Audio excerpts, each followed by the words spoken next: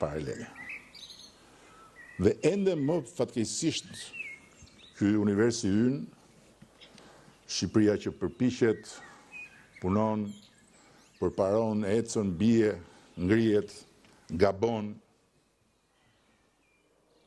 vazhdon ecën përsëri, rritet dhe forcohet hap pas hapi, duke u çmuar dhe duke u respektuar ndërkombëtarisht, dhe duke ngjitur gjithnjë më shpejt shkallët drejt majës së antarësinë në Bashkinë Evropian, do vazhdoj të mos reflektohet në pasqyrat mediatike përveçse si një bisht, një Shqipëri e llafesh, fashethemesh, sharjesh, grindjesh dhe sherresh.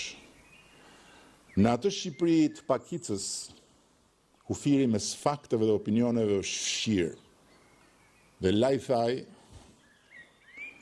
janë 40 vetë që sjellin vërdall audienca të tëra, kanal në kanal dhe portal në portal, pa nguruar të shpifin, gënjejnë, akuzojnë pas një provë, dhe deri edhe të bëjnë atë që bën së fundmi, t'i vënë diagnoza shumicës popullit si e sëmur, e shitur dhe e trembur. Me që mendon shumica e popullit se vendi po shkon drejtimin e dur dhe voton për Partinë Socialiste.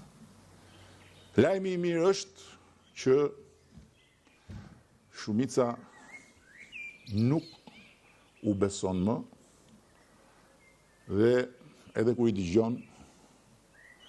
dëgjon për të kaluar kohën.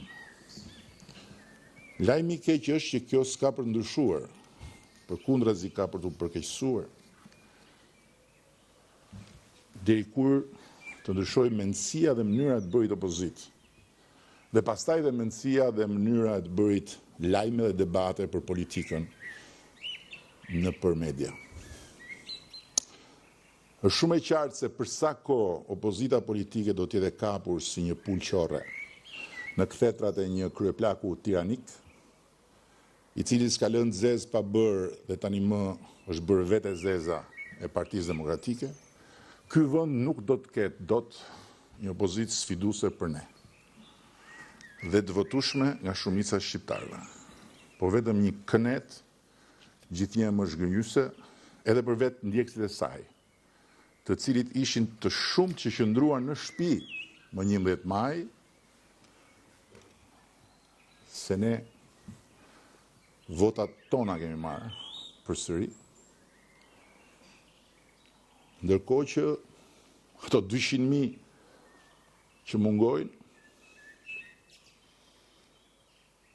janë ata që qëndruan në shtëpi ose zgjodhen të vetë ngushëllohen në ca drejtime të tjera.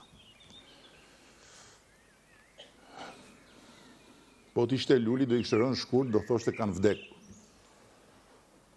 Ndërkohë që këta të tjerët që i bjen më gjatë, do vazhdojmë thonë që i kemi blerë ne. Por llogaria nuk del. Matematika nuk del. Përsëri.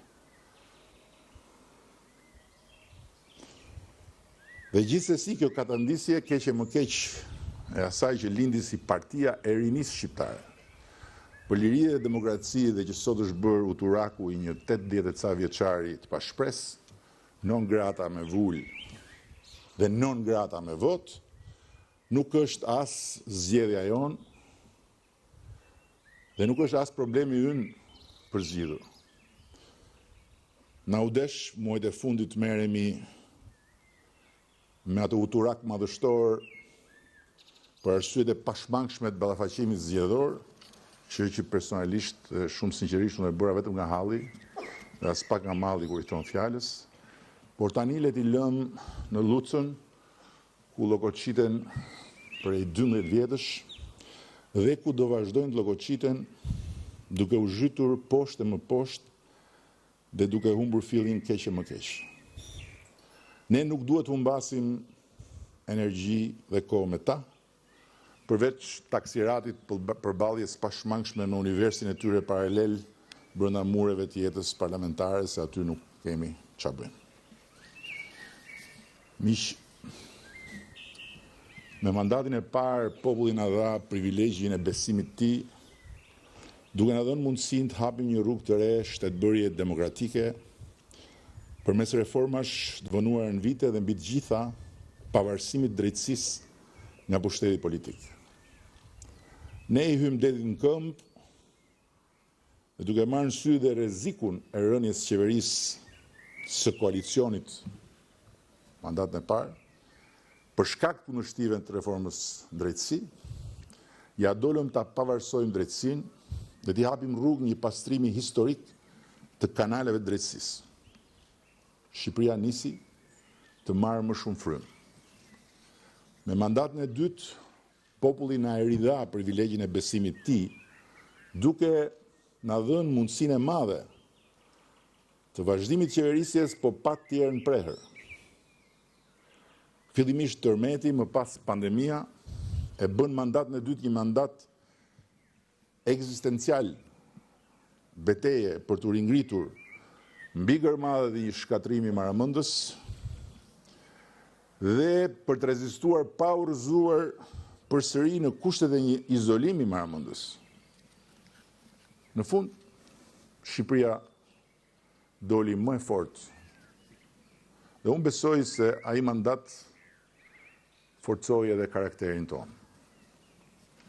Me mandatin e tretë, populli na e ridha përsëri privilegjin e besimit të tij për ta ngjitur Shqipërinë më lart. Jo vetëm në sytë tanë, por edhe në sytë e Europës dhe të botës. Hapëm më në fund negociatat me Bashkimin Evropian dhe e kthyem vendin nga një vrim e zezë në syrin e dynjallëkut në një destinacion të ri evropian. Mbledhja në Tiranë e komunitetit politik evropian ishte si një vulë mbi certifikatën e rilindjes së Shqipërisë. Por mandati i katërt, që sapo kemi marrë, është një histori krejt në vete sipas meja. Dhe nëse në familjen tonë të madhe fitoria 11 majit matet me kënaqësinë e numrit historik të mandateve që morëm, për ne, të gjithë ne që jemi këtu, trupën udhëheqëse të kësaj familje, mandati i katërt duhet matet me barën e stërmadhe